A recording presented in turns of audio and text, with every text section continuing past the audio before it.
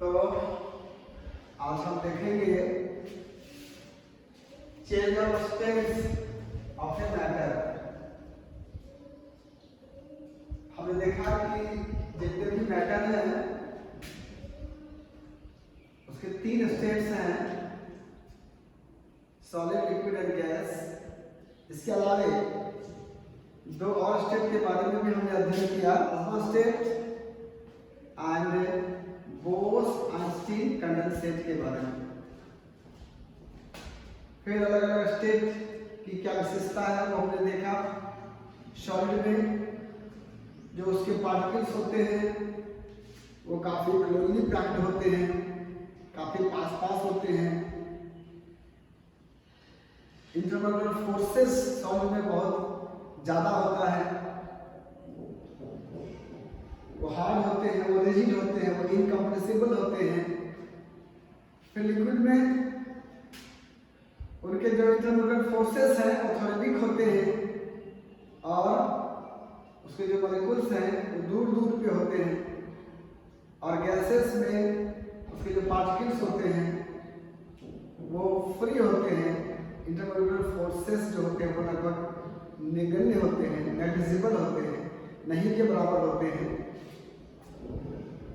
तो ये थी जो स्टेट के बारे में। अब यहाँ है change of state of matter. क्या मैटर के स्टेट को चेंज किया जा सकता है? सॉलिड को लिक्विड में, लिक्विड को गैस में, गैस को लिक्विड में कैसे परिवर्तित किया जा सकता है? क्या पहले यह संभव है? और यदि संभव है तो फिर कैसे? इसको हम लोग अभी देखेंगे। इसके लिए हम लोग एक छोटा सा प्रयोग करते हैं। हम लोग एक बीकर लेंगे और इस बीकर में आइस को भर देंगे, आइस, और इसमें हम लोग थर्मामीटर डाल देंगे। थर्मामीटर डाल दिए इसमें और इसको हीट करते हैं।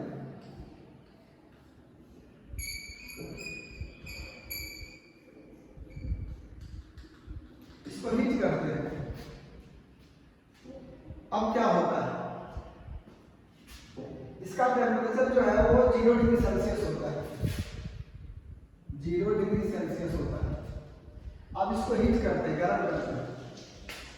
अब जब इसमें हीट एनर्जी देते हैं, क्योंकि हीट एक एनर्जी है और एनर्जी का जो काम है वो है कि एनर्जी कार्य करता है। Capacity to do work is called energy.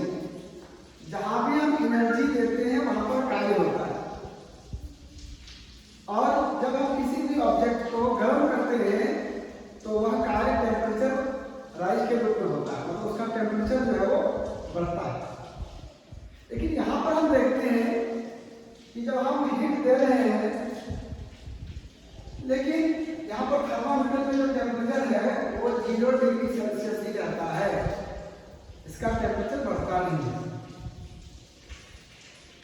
तो जो हम हीट दे रहे हैं वो हीट आखिर कहाँ जा रहा है? क्योंकि हीट एनर्जी एक एनर्जी है, एनर्जी का काम है कार्य करना, वर्क करना। और यहाँ पर हम देखते हैं कि हीट एनर्जी देने के बावजूद यहाँ जो टेम्परेचर है वो 0 डिग्री सेल्सियस का 0 डिग्री सेल्सियस ही रहता है, ये बढ़ता नहीं है। तो आखिर ये हीट एनर्जी क्या काम कर रहा है? और ये हीट एनर्जी हम देते रहते हैं और टेम्परेचर तब तक 0 रहता है जब तक पूरा आइस जो है वो मेल्ट नहीं हो जाता, पूरा आइस जो है वो वाटर में बदल नहीं जाता है, तब तक इसका टेम्परेचर राइज नहीं होता है। इसका मतलब है कि हम जो यहाँ हीट दे रहे हैं वो इसके स्टेट को चेंज करने में खर्च हो रहा है और वह टेम्परेचर राइज के रूप में प्रकट नहीं होता है। इसी को इस जो हीट एनर्जी दे रहे हैं और जो टेम्परेचर राइज के रूप में प्रकट नहीं हो रहा है, बल्कि वो खर्च हो रहा है चेंज ऑफ स्टेट में, इसके भीतर के काइनेटिक एनर्जी को बढ़ा रहा है।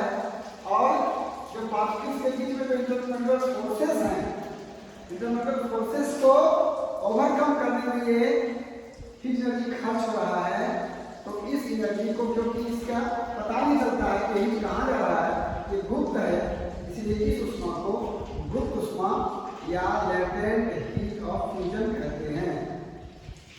Latent heat of fusion, latent heat of fusion. और लेटेंट हीट ऑफ फ्यूजन को हम लोग कैसे परिभाषित करेंगे? Heat energy required to change 1 kg solid into liquid at the atmospheric pressure at its melting point। ये है लेटेंट हीट ऑफ फ्यूजन का definition, at its melting point। मतलब मेल्टिंग पॉइंट पर किसी एक kg सॉलिड को लिक्विड में बदलने के लिए वायुमंडलीय दाब पर जितने हीट एनर्जी की आवश्यकता होती है उसी को हम लेटेंट हीट ऑफ फ्यूजन कहते हैं। अब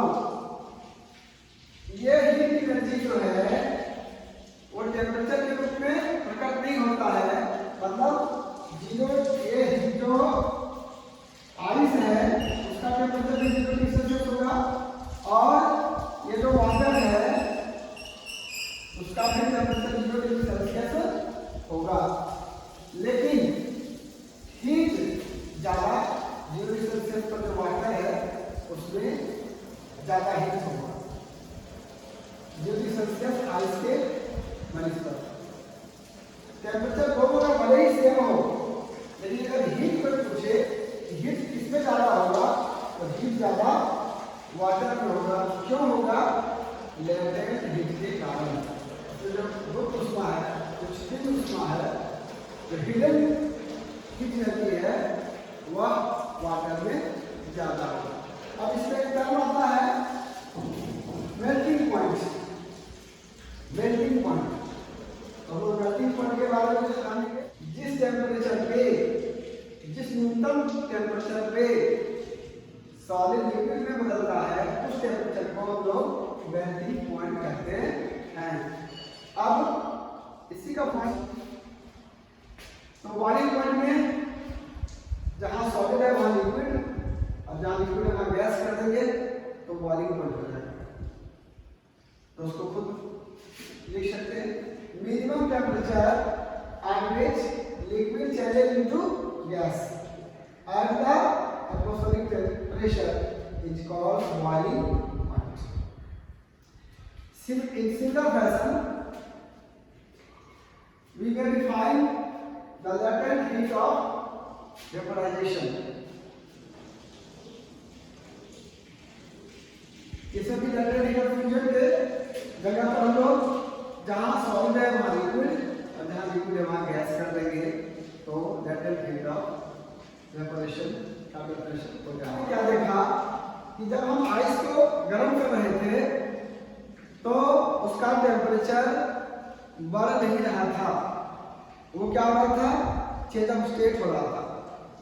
और टेम्परेचर तब तक राइज नहीं करता है जब तक संपूर्ण आइस पानी में नहीं बदल जाता, वाटर में नहीं बदल जाता। अब जब आइस पूरा पानी में बदल गया और फिर हम हीट कर रहे हैं तो अब पानी का टेम्परेचर बढ़ने लगता है। 0, 1, 2, 3, 4, 5 से लेकर के धीरे धीरे टेम्परेचर पहुंच जाता है 100 डिग्री सेल्सियस। 100 डिग्री सेल्सियस, और 100 डिग्री सेल्सियस में क्या होता है? अब फिर से स्टेट परिवर्तन होता है, चेंज ऑफ स्टेट होता है। मतलब वाटर जो है वो वेपर बनने लगता है, मतलब लिक्विड जो है वो गैस में बदलने लगता है। और जब भी स्टेट चेंज होगा तो उसमें हीट एनर्जी की आवश्यकता होगी और वहाँ पे भी टेम्परेचर फिक्स हो जाएगा, टेम्परेचर स्थिर हो जाएगा, कांस्टेंट हो जाएगा, क्योंकि वहाँ पर जो हम हीट एनर्जी देंगे वो स्टेट चेंज में खर्च होता है। मतलब लिक्विड बदलता है किसमें? गैस में बदलने लगता है, और उसके लिए स्टेट चेंज के लिए हमें एनर्जी की आवश्यकता होती है। कोई भी काम अपने होता नहीं है, संसार में कोई भी काम होता है उसके लिए हमें एनर्जी की आवश्यकता होती है। तो यहाँ पर भी जब लिक्विड गैस में बदलेगा तो एनर्जी की आवश्यकता होती है, और उसी एनर्जी को हम लोग लेटेंट हीट ऑफ वेपराइजेशन कहते हैं। और क्या होता है कि 100 डिग्री सेल्सियस पे वाटर है और 100 डिग्री सेल्सियस पे वेपर है, दोनों का टेम्परेचर तो सेम है, लेकिन क्योंकि वेपर में लेटेंट हीट के रूप में ज़्यादा उष्मा होती है, ज़्यादा हीट एनर्जी होती है, इसीलिए अगर हमारे शरीर में भाप अगर लगे तो ज़्यादा कष्टकारी होता है, ज़्यादा जो है वो पेनफुल होता है बनिस्बत की उतना ही टेम्परेचर पे जो वाटर है 100 डिग्री सेल्सियस पे वाटर अगर हमारे बॉडी पे पड़ता है तो उतना पेनफुल नहीं होगा जितना कि 100 डिग्री सेल्सियस पर वेपर होता है। क्योंकि वेपर में क्या होता है, उसमें गुप्त उष्मा लेटेंट हीट, उसमें हिडन एनर्जी उसमें अधिक होता है। इसलिए कभी कभी जब हम लोग चपाती से निकलने वाले भाप जब हमारे शरीर में लग जाता है तो बहुत तेज जलन होती है, वो जो है सो काफी पेनफुल होता है। तो हमने देखा कि सॉलिड को जब हम हीट करते हैं तो ये लिक्विड में बदलता है, लिक्विड को जब हीट करते हैं तो ये गैस में बदलता है। क्योंकि जब हम सॉलिड को गर्म करते हैं तो इसके जो अणु हैं, जो मॉलिक्यूल्स हैं, जो पार्टिकल्स हैं, उसके काइनेटिक एनर्जी बढ़ जाता है और काइनेटिक एनर्जी बढ़ने के कारण जो है उनके बीच की दूरी बढ़ जाती है और जो उनके बीच का जो इंटरमोलर फोर्सेस है वो कमजोर हो जाता है और जब कमजोर होता है तो वह लिक्विड बन जाता है। और फिर जब और हम हीट देते हैं तो फिर इनके काइनेटिक एनर्जी और ज़्यादा बढ़ जाता है और इनके जो मॉलिक्यूल्स हैं वो काफ़ी दूर दूर हो जाते हैं और उनके बीच का जो फोर्सेज है वो नेग्लिजिबल हो जाता है, वो गैस में तब्दील हो जाता है, गैस में कन्वर्ट हो जाता है, गैस में बदल जाता है। इसका उल्टा यदि गैस को हम कूल करेंगे तो ये जो है लिक्विड में और लिक्विड को फिर कूल करेंगे तो ये सॉलिड में बदल जाएगा। लेकिन कुछ सॉलिड ऐसे हैं जब हम उसको गर्म करते हैं तो लिक्विड ना बन के सीधा गैस बन जाता है और जब ठंडा करते हैं तो गैस से लिक्विड ना बन करके डायरेक्ट सॉलिड बन जाता है। तो changing of solid, directly changing of solid into gases without changing into liquid is called sublimation. और ऐसे पदार्थ को सब्लिमेट बोलते हैं। मतलब क्या है, हमने देखा कि सॉलिड को जब हम गर्म करते हैं तो लिक्विड बनता है, लिक्विड को जब हम गर्म करते हैं, हीट एनर्जी देते हैं तो गैस बनता है। लेकिन कुछ ऐसे सब्सटेंस हैं जिनको हम गर्म करते हैं तो लिक्विड ना बन के डायरेक्ट गैस बन जाते हैं और जब ठंडा करते हैं तो सीधा वो सॉलिड बन जाता है, मतलब बीच में लिक्विड फेज नहीं आता है। तो इस प्रोसेस को हम लोग सब्लिमेशन कहते हैं। एक केस आपने देखा होगा कपूर कैंफर के केस में, ये केस आपने देखा होगा अमोनियम क्लोराइड NH4Cl के केस में कि इनको जब हम गर्म करते हैं तो सीधा उड़ जाता है, उसको छोड़ भी देते हैं हम तो धीरे धीरे क्या होता है वो इवोपरेट होकर के वो समाप्त हो जाता है, वो पता ही नहीं चलता है कि कहाँ चला गया। तो इसको लोग बोलते हैं सब्ली। अब हम लोग गैस को प्रेशर का क्या प्रभाव पड़ता है स्टेज पर, effect of pressure, effect of pressure. तो जब हम प्रेशर देते हैं तो जो गैस के मॉलिक्यूल दूर दूर होते हैं वो क्या करते हैं, पास पास आ जाते हैं और जब पास पास आ जाता है तो वो लिक्विड में बदलने लगता है। और हम उसको प्रेशर देते हैं तो फिर वो उसके जो मॉलिक्यूल्स होते हैं वो और पास पास हो जाते हैं। यही तो फर्क होता है, सॉलिड के जो मॉलिक्यूल्स होते हैं वो काफी पास पास होते हैं, लिक्विड के जो मॉलिक्यूल्स होते हैं वो दूर दूर होते हैं और गैस के जो मॉलिक्यूल्स होते हैं वो एकदम स्वतंत्र होते हैं, फ्री होते हैं, जहां तहां रैंडमली जो है वो मूव करते जाते हैं, घूमते रहते हैं और फिर वो अपने जो कंटेनर है उसके वॉल से जाके टकराते हैं और इसके कारण वॉल पर क्या करते हैं वो प्रेशर एक्सर्ट करते हैं, वो प्रेशर देते हैं। तो हम गैस को कैसे लिक्विफाई कर सकते हैं, by applying pressure and decreasing temperature and decreasing temperature gas can be liquefied. Gas can be liquefied. Gas को हम लिक्विफाई कर सकते हैं, मतलब गैस को हम लिक्विड में बदल सकते हैं। और यही काम एलपीजी के साथ होता है, लिक्विफाइड पेट्रोलियम गैस, जो हमारे घरों में सिलेंडर में होते हैं जिससे हम खाना पकाते हैं, या सीएनजी कंप्रेस्ड नेचुरल गैस के साथ यही होते हैं कि सीएनजी और एलपीजी जो छोटे छोटे सिलेंडरों में होता है, बहुत सारा गैस जो है उसको हम लोग लिक्विड फॉर्म में बदल देते हैं by applying pressure and decreasing the temperature. और उस गैस को हम लोग फिर घर में रखते हैं, उसका इस्तेमाल करते हैं, गाड़ी वाहनों में इसका प्रयोग करते हैं। और फिर जब हम उसको खोलते हैं तो फिर उसका प्रेशर कम होता है, तो वो जो लिक्विड है वो फिर गैस में बदलता है, और वो गैस को जला करके हम लोग ईंधन के रूप में, फ्यूल के रूप में उसका हम लोग उपयोग करते हैं। अब चेंज ऑफ स्टेट्स पर आधारित एक बहुत बड़ी घटना घटती है और बहुत यूजफुल है, और हमारे डेली लाइफ में उसका बहुत ज़्यादा प्रयोग होता है, वो है इवेपोरेशन। इवेपोरेशन इवेपोरेशन तो एक तो है कि लिक्विड जो है वो बॉइलिंग पॉइंट पर एक टेम्परेचर होता है जिस पर वो गैस में बदलता है। जैसे कि वाटर का बॉइलिंग पॉइंट 100 डिग्री सेल्सियस है, तो वाटर को जब हम लोग गर्म करते हैं तो खौलने लगता है 100 डिग्री सेल्सियस पे, तब वो गैस में बदल जाता है, भाप में बदल जाता है। लेकिन इवेपोरेशन जो है वो लिक्विड गैस में बदलता है, लेकिन बिलो इट्स बॉइलिंग पॉइंट, मतलब जो बॉइलिंग पॉइंट है उसे कम टेम्परेचर पर भी जो है वो लिक्विड गैस में बदलता रहता है। उसके सरफेस पर से जो उसके जो पार्टिकल्स होते हैं वो धीरे धीरे हमेशा क्या होते रहते हैं, उड़ते रहते हैं, मतलब वो छोड़ते रहते हैं उसको, यानी वो गैस में तब्दील होते रहते हैं, गैस में बदलते रहते हैं। इस घटना को हम बोलते हैं इवेपोरेशन। बॉइलिंग पॉइंट से नीचे के टेम्परेचर पे, किसी भी टेम्परेचर पे लिक्विड का गैस में बदलना, इसी को हम लोग बोलते हैं इवेपोरेशन। मतलब यहाँ पे भी इवेपोरेशन के केस में भी क्या हो रहा है, चेंज ऑफ स्टेट का परिवर्तन। और जहाँ भी चेंज ऑफ स्टेट होगा वहाँ पर एनर्जी की आवश्यकता होगी, और ये एनर्जी कहाँ से मिलेगा, सराउंडिंग से मिलेगा।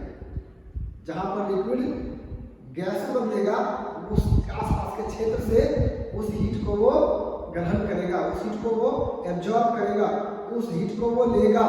और इस कारण क्या होता है कि जहाँ पर भी इवेपोरेशन की क्रिया होती है वहाँ पर कूलिंग पैदा होता है, मतलब वहाँ का जो क्षेत्र है वो कूल हो जाता है, ठंडा हो जाता है। क्योंकि जब हम किसी भी ऑब्जेक्ट में हीट देते हैं तो उसका टेम्परेचर बढ़ता है, और जब किसी भी ऑब्जेक्ट से हम हीट लेते हैं तो वह ठंडा होता है, वह कूल होता है, उसका टेम्परेचर घट जाता है। तो यहाँ पर इवेपोरेशन जहाँ कहीं भी होगा तो उसके लिए उसको हीट एनर्जी चाहिए, और हीट एनर्जी वो आसपास के वातावरण से लेगा, और वातावरण का जो टेम्परेचर है वो कम हो जाएगा, और वह आसपास का क्षेत्र क्या हो जाएगा, ठंडा हो जाता है, कूल हो जाता है। अब इसको हम बहुत सारे एग्जाम्पल के साथ समझते हैं। जैसे घड़ा है, तो घड़ा में छोटे छोटे छिद्र होते हैं, स्मॉल पोर्स होते हैं, और उससे पानी रिस करके बाहर निकलता है, और फिर वो पानी जो है वो भाप में बदल जाता है, और भाप में बदलने के कारण मतलब वेपर में बदलता है, उसके लिए हीट चाहिए। और वो इवेपोरेशन के लिए जो हीट है वो घड़े के पानी से वो लेता है, और इसीलिए घड़े का पानी क्या हो जाता है, ठंडा हो जाता है। दूसरी घटना हम लोग देखते हैं कि जब हम लोग गर्मी के दिन में जब हम लोग पेड़ की छाल में बैठते हैं तो वहाँ पे क्या घटना घटती है कि पेड़ के पत्तों के द्वारा उसके जो स्टोमाटा होते हैं, जो छिद्र होते हैं, उससे हमेशा वाष्पोत्सर्जन की क्रिया, मतलब ट्रांसपायरेशन की क्रिया हमेशा होते रहती है। मतलब वहाँ पर जो है वो जो उसकी जड़ें हैं, पौधे की जो जड़ें होती हैं, वहाँ से जो वाटर लिया वो पहुँचा पत्ती तक, और वो पत्ती से क्या होता है, उसका ट्रांसपायरेशन होता है, बाष्पोत्सर्जन की क्रिया होती है और वहाँ पर जो वाटर है वो वेपर में बदलता है और अपने आप कुछ भी नहीं होता है। वाटर वेपर में जब भी बदलेगा उसको हीट एनर्जी की आवश्यकता होगी और वो हीट एनर्जी आसपास के क्षेत्र से लेता है। मतलब जो पेड़ है उसके नीचे के क्षेत्र से, मतलब वहाँ के सराउंडिंग से वो हीट को लेता है और इसीलिए पेड़ के नीचे का टेम्परेचर कम हो जाता है और हमें ठंडक महसूस होती है। और एक और घटना देते हैं, जैसे हम नेल पॉलिश लगाते हैं या कभी हथेली पर एसीटोन लेते हैं या हथेली पर कभी पेट्रोल डालते हैं तो हमें ठंडक महसूस होती है, क्योंकि पेट्रोल जो है वो हमारे बॉडी के टेम्परेचर से पर जो है वो इवोपरेट होने लगता है, वो लिक्विड से गैस में बदलने लगता है और उसके लिए उसको हीट की आवश्यकता होती है और वो हीट कहाँ लेता है, हमारे बॉडी से लेता है और जब हमारे बॉडी से वो हीट लेता है तो हमें ठंडक महसूस होती है। तो ये कुछ रीजन है जिसके कारण जो है वो इवोपरेशन में कूलिंग इफेक्ट होता है। जहाँ पे भी इवोपरेशन होगा वहाँ पर कूलिंग होगा। अब हम कूलर का इस्तेमाल जो करते हैं उसमें क्या मैकेनिज्म होता है, घरों में जो कूलर गर्मी के लिए यूज करते हैं उसमें हम पानी डालते हैं, पानी जो है सो पाइप के द्वारा, जेट के द्वारा वो पानी जो है सो फेंकता है और वो एक पंखा होता है और उससे कई कारण, गर्मी के कारण और वो विंड स्पीड के कारण इवोपरेशन की क्रिया होती है और इवोपरेशन के लिए उसको हीट की आवश्यकता होती है और वह हीट जो है वो कमरे से लेता है और कमरे का टेम्परेचर लो हो जाता है, कम हो जाता है इवोपरेशन के कारण। तो ये है कूलर के पीछे का सिद्धांत। तो ये कुछ इवोपरेशन का फैक्टर्स अफेक्टिंग इवोपरेशन, ये किन किन चीजों पर इवोपरेशन डिपेंड करता है। इवोपरेशन से क्या होता है वो हमने देखा, इवोपरेशन से कूलिंग होती है, इवोपरेशन से जो है वो आसपास का क्षेत्र का टेम्परेचर लो होता है और अभी बहुत सारा आपको इसे देखेंगे। लेकिन ये जो इवोपरेशन है वो आखिर डिपेंड किस पे करता है, टेम्परेचर। तो टेम्परेचर जब हाई होगा तो लिक्विड का जो काइनेटिक एनर्जी है, लिक्विड के मॉलिक्यूल्स का, पार्टिकल्स का जो काइनेटिक एनर्जी है वो हाई होगा और फिर वो तेजी से जो है वो लिक्विड को छोड़ने लगेगा, मतलब इवोपरेशन बढ़ जाएगा। Higher the temperature, higher is the rate of evaporation. क्यों?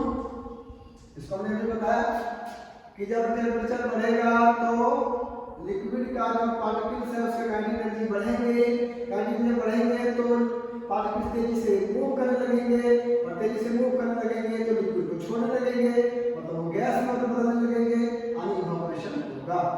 नंबर 2, अब देखोगे गर्मी के दिनों में कपड़े जल्दी सूख जाते हैं क्योंकि टेम्परेचर ज्यादा होता है, इवोपरेशन तेजी से होता है और कपड़ा जल्दी सूख जाता है। दूसरा सरफेस। अब evaporation is a surface process, जितना ज्यादा सरफेस होगा उतने अधिक पार्टिकल्स जो है लिक्विड के गैस में बदलते जाएंगे, मतलब लिक्विड्स के तल को, लेवल को, सतह को, सरफेस को वो छोड़ देंगे और वो गैस में बदलेंगे, मतलब इवोपरेशन ज्यादा होगा।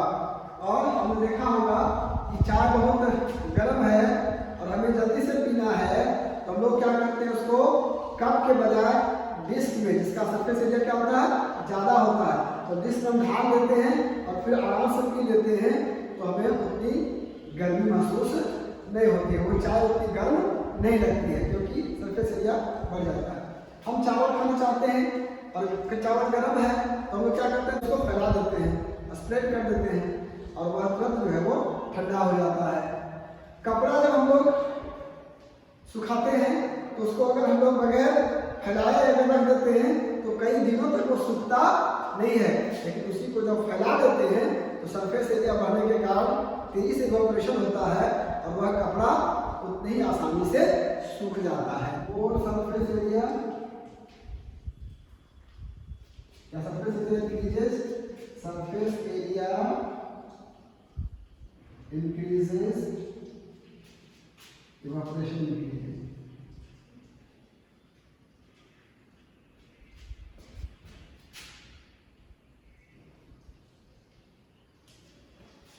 Third is humidity. तीसरा क्या है? ह्यूमिडिटी।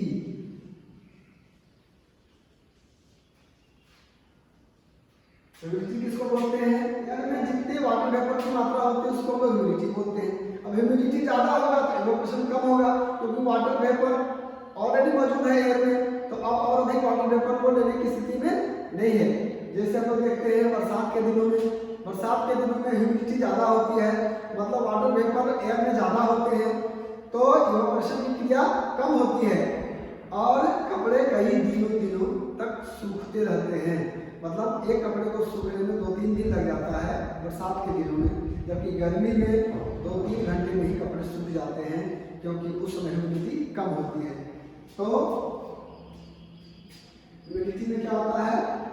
मोर humidity less evaporation.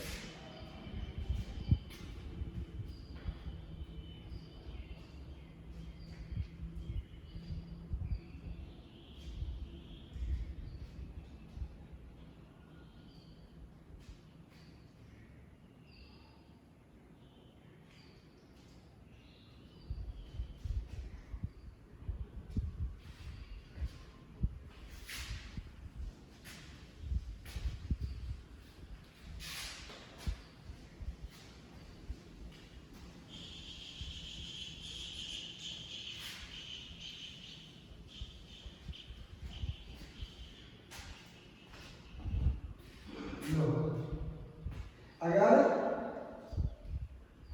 Vapour air में मौजूद जो वेपर है वो पहले से ही बहुत ज्यादा होगा, तो इवैपोरेशन की प्रक्रिया कम हो जाएगी। और आखिरी है विंड स्पीड।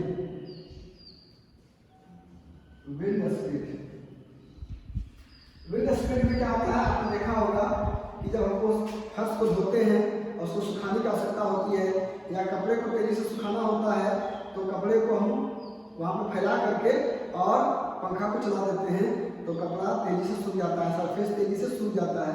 क्योंकि विंड स्पीड जब ज़्यादा होगा तो जो उसके पार्टिकल्स हैं लिक्विड के, वो तेजी से एस्केप करेंगे सरफेस को और इवैपोरेशन तेजी से होगा।